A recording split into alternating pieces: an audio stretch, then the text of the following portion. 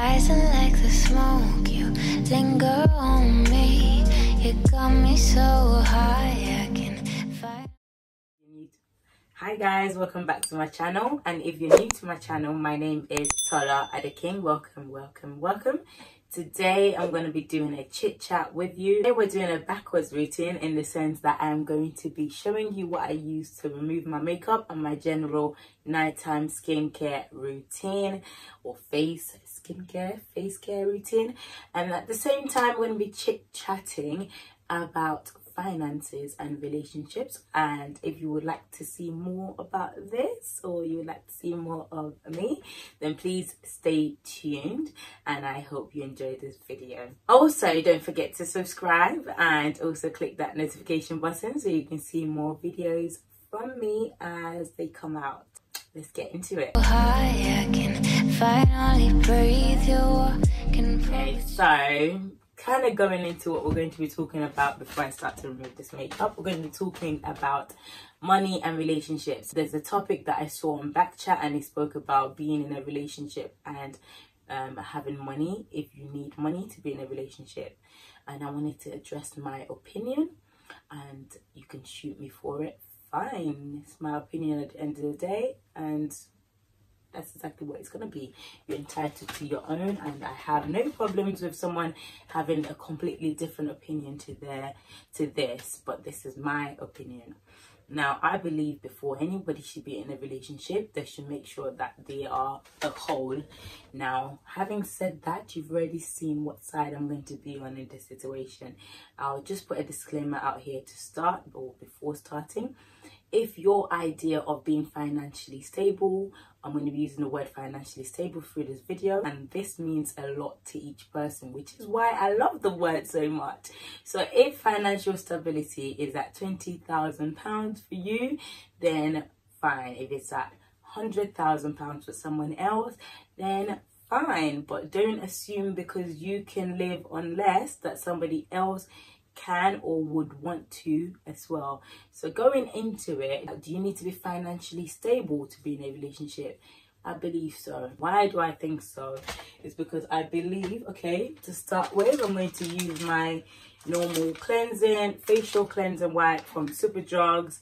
It's meant to be a gentle cleanser, and I always get the one for sensitive skin. I've probably got like 1 or 2 left in here, so I'm hoping it's enough for this. If it's not, I actually have a stash of it anyway, so you know, but I try to be, you know, as economical with it as possible.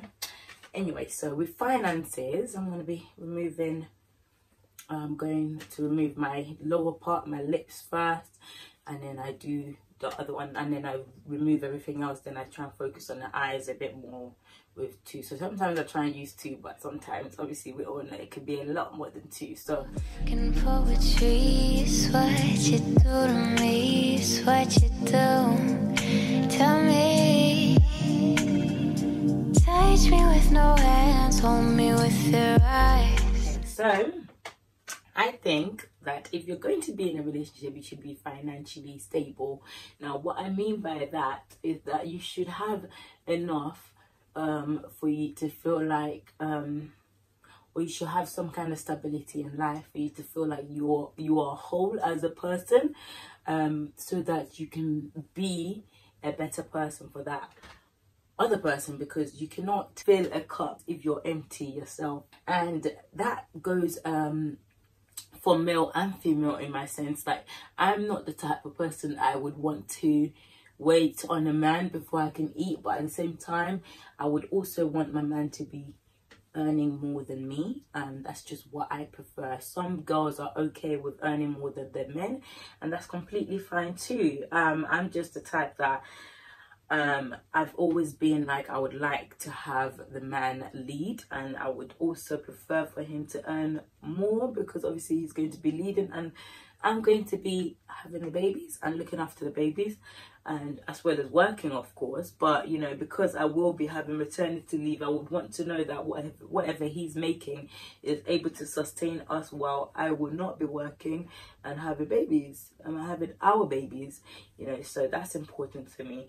And in terms of even just relationships, I would want for him to be equipped in the sense that we don't have to go to the best or the top restaurant, but I want to be able to know that I can feel spoiled and pampered by my partner. And I feel like all these things require money a lot of the times, because it's not every single time we're going to plan a picnic. I would want to see other things, and I'm also the type to believe that the first dates will be covered, or the first few dates will be covered by the guy, because in most cases us women, we're nurturers, and when we like someone we go all in. So a lot of women will go all in, but from the start they want to get that reassurance from a guy that you like them and you're willing to invest in them, even if it's financially, and all that comes with how much effort you put in. I'm really going to max out this cloth. And it just comes from how much effort you put in, and it doesn't have to be always like the top restaurants. Let me pack this here. Sometimes it's just you just showing that you're willing to spend your money without feeling like, or you're wasting it on her. And that's my view on that. Now in that while I was watching Backchat, there was a girl, Yasmin. She addressed her view as being that she would not be with a broke guy, and I feel a lot of people were against her view, and I don't see why anyone needs to be against her view, because that's what she requires. She requires for a man to be able to stand up and pay his way in a relationship and be the man and be the leader. Now, I'm of course expecting someone like Yasmin that would want that, to be able to play the role of a supportive partner. And you know, if she's saying that she's not going to be financially involved with the guy unless it's his birthday or a special occasion, then I'm expecting that she would get a man that's okay with spoiling his woman and being the one that pays for everything. But then people like that usually ask for a supportive partner that will be there when they need that moral support, when they need that wife type of role, when they need someone to be the woman in their life, you know, that's going to do everything else that they, you know, wouldn't get out there with other women on the streets kind of thing. So I would expect that that's something that she would offer. And you know, when girls say that that's what they want in relationships, in the sense that they want a man to look after them, I just genuinely notice those type of girls don't really want to work anyway. A lot of them don't want to work if they want a man to be the sole provider, and they're okay being full-time housewives or supportive wives or partners, and that's completely fine, because guess what, there are guys that's going to be completely okay with that. So I normally use my coconut cream to remove my anything to do with hair on my face, so I'm just going to use that to basically moisten the lashes so I can remove it. Yeah, and I don't think, again, there's anything wrong with that, because she will find a man that's okay being the sole provider, and there's loads of men that are willing to do it, especially African men. There's loads of African men that will love to be sole providers and not have their woman working and be stay-at-home moms. So I don't see anything wrong in what she wants. I think it's all about communication. Like, if you've communicated with your partner from the get-go that this is what you want and he's okay with it, it shouldn't be a point where it later on in the relationship it starts to bother him. Because hypothetically, I've told you from the get-go that I want a man that's going to handle everything, and you've told me you're okay with that. So why is it that later on in the relationship it now becomes a problem and you see me as a gold digger or as whatever, when we're now seeing each other and you now have a problem with me being that type of woman, when you were okay with having that type of woman? So I think that's where some guys go wrong, where you know from the get-go both of you have addressed it and you were okay with it. When you now decided that, you know what, this is actually not what I want, it's not your place to now make the woman feel bad about what she wants, because what you want has changed, and vice versa. If you've always had a man that doesn't want you to work, doesn't want you to do anything, and you were okay with it from the beginning, if things change and you now want a man, you now want to work and you want to be a provider, you shouldn't be mad at the guy if he doesn't really understand, because that's not what you agreed on from the get-go. And it's okay for you to have your differences, and it's okay for you to try and solve your differences, but don't make it look like the guy's crazy for asking you to be at home, because initially you were okay with that, and that's what he thought that he was bargaining for.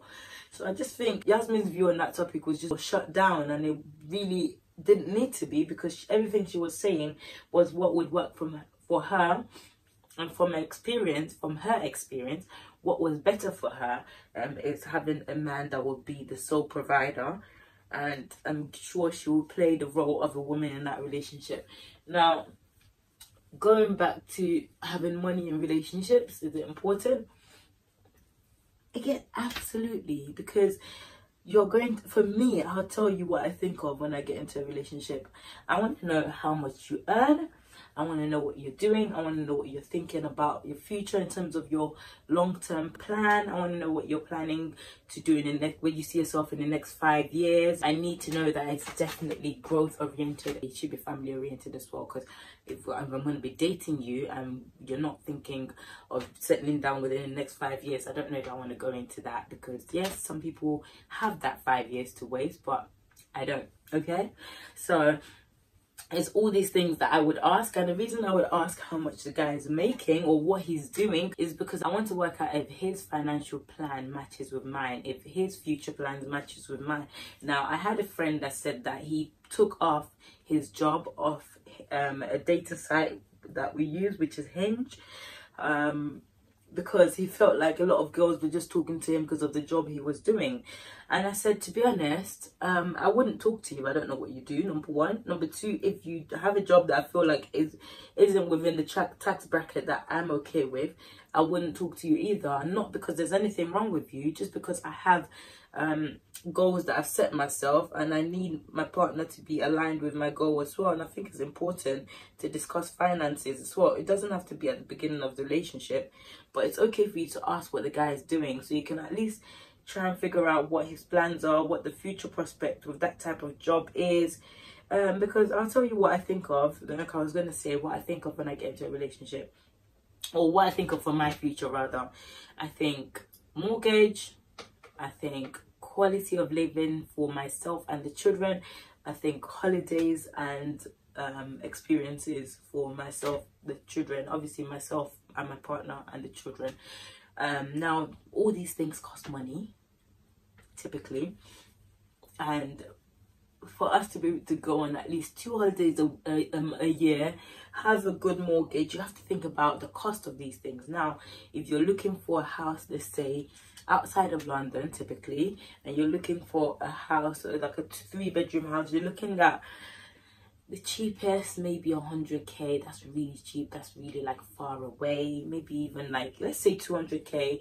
Let's be realistic and say 250. Okay, so now let's say I was earning 25k. The most I'm going to get borrowed by the bank, always clean your ear guys, especially the back of it, the most the bank is going to borrow me will be about 25 times 4, which is 100k. Now I need to make sure that whoever I'm with can also get that or more than that. Personally, that's why I prefer someone that's earning more than me, because I would want his contribution to be a bit more as the leader of the home. So I would want it to be that he's earning at least, I'm just going to use 40k for the terms of this calculation, and the reason I use that is because 40 times 4 is 160 plus my 100.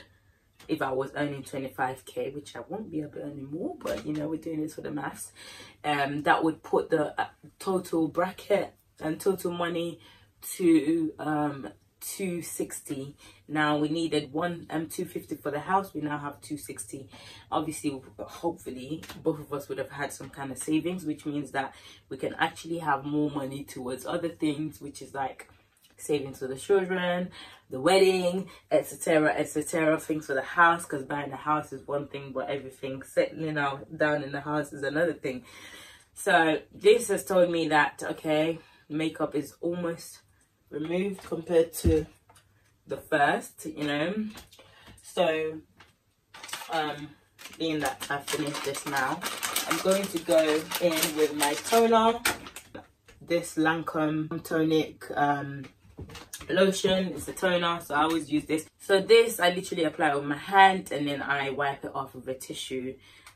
So yeah, like I was saying, so you obviously need to, if you're someone like me, you're doing those type of maths, and if you're doing those type of maths, finances definitely matter when you get into a relationship with me, because I'm calculating how much you're making and how it can progress. Because the way I see relationships is you guys are working together to build up to a marriage or a long-term partnership, depending on what you guys want. Obviously I'm looking for I'm looking for the whole marriage and the whole long partnership thing. So of course I'm not looking for someone that will just talk and then say goodbyes when I come past that stage. So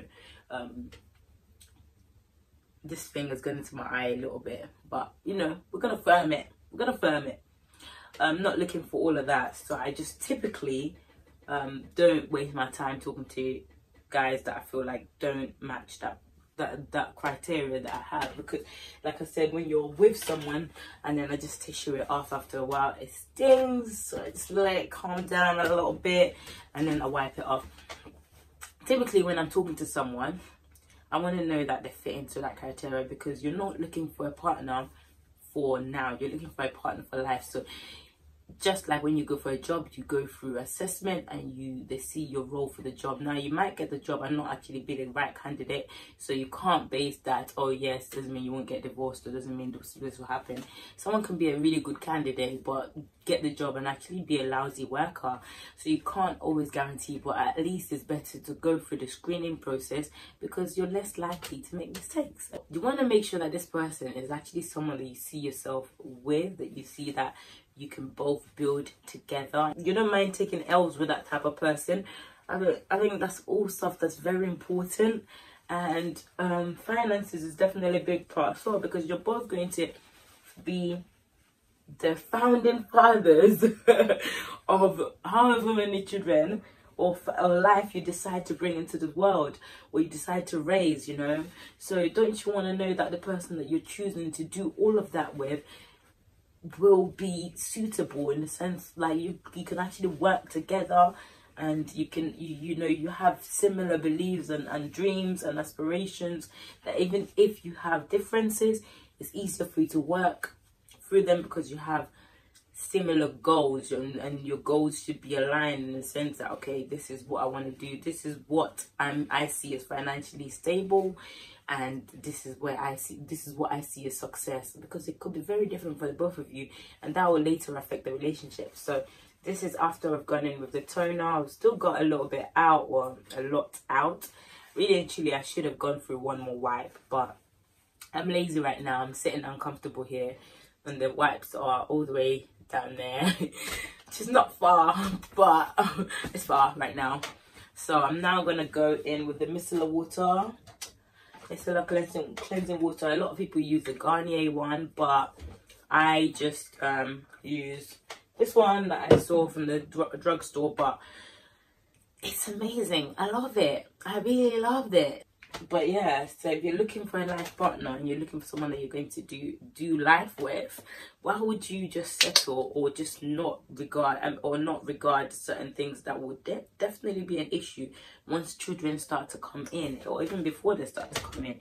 Some people get married and spend loads of money on lavish weddings, and then later on they start thinking about bills and house rent and stuff like that. And I feel like sometimes at that point it's a bit late. Like, you've already made, and then now you're spending the first few years of your marriage really struggling and working through bills. It can just be a lot, really. So for me, I wouldn't want myself in that situation. So I would rather pick wisely and know that the kind of person I'm getting with is as hungry as I am in terms of success and in terms of being successful. I just feel people should just be more careful with the courting stage and not see asking a guy how much he earns a problem. Don't let a guy make you feel bad for asking about what he earns. If it takes you serious, he will see it as a serious question that you're asking. Nobody I've asked has had any problems answering that question. So if they do, I don't think that conversation is going to get very far. So this is the first one that I've used with the micellar water.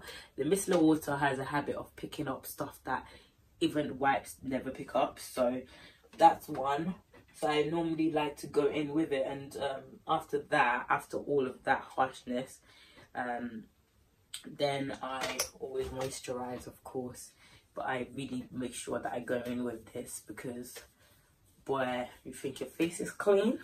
You think your face is clean? Go get micellar water and put it in your face, and then come back and let me know. Let me know how many other layers you got off. So this second layer should be better. So far so good. Still got some off, but not as much as the first one. Yeah, so that's generally, honestly, what I think. I just think people need to be more open-minded about questions they ask when they're courting, and just be open-minded to being asked questions and not seeing it as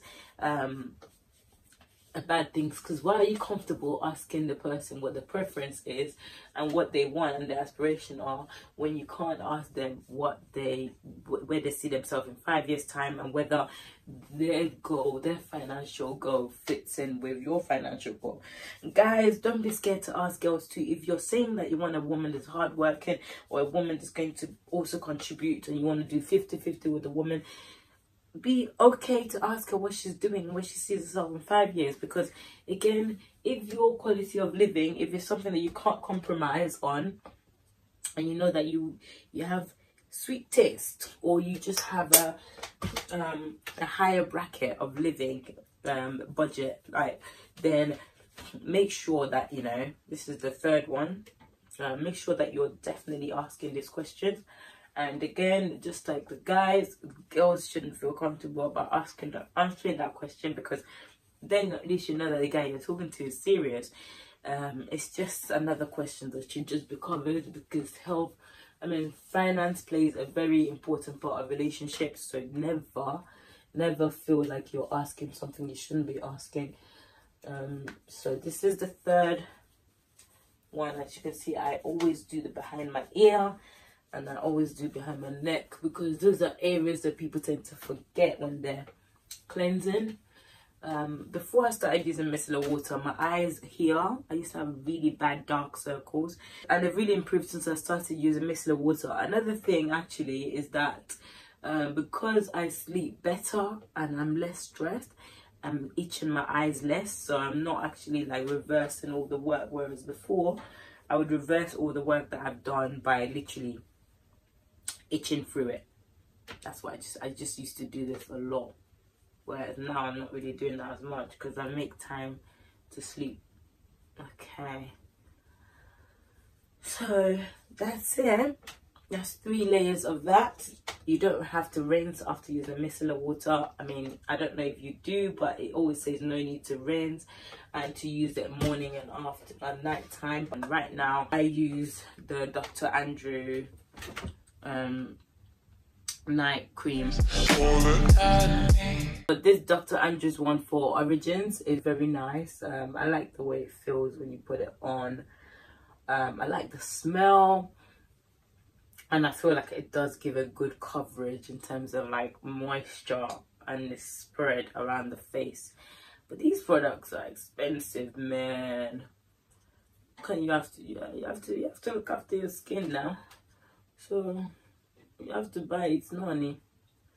You need to create a line that's just cheaper and as effective. That's literally what I do for night time in terms of my skincare routine.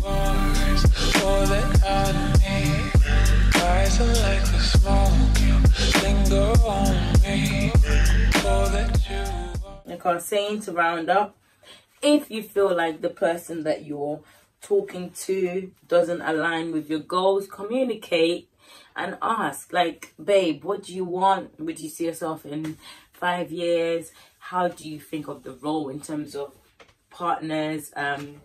and who should be and how money and finances should be split. Don't be scared to have that financial conversations. Ladies, don't be scared to ask guys what they're earning. Guys, don't be scared to ask ladies what they're earning. I mean, you don't have to say what you're earning, just ask what they're doing. Google search the rest yourself. Google is your friend. It will tell you the average salary for that person. Ask them where they see themselves in 5 years' time. How do you think you're going to progress within your career? You know, you don't have to say in such a harsh way. And this is not conversation that all happens out in one go.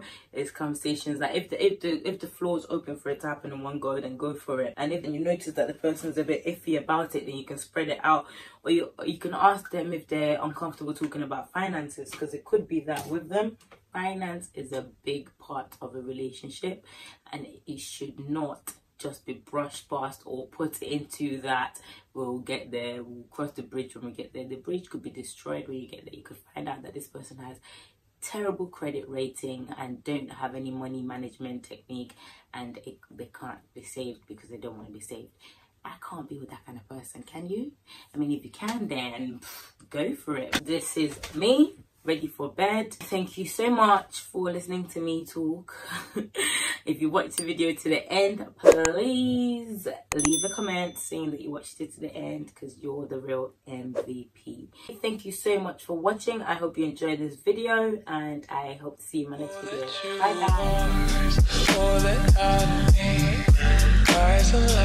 guys.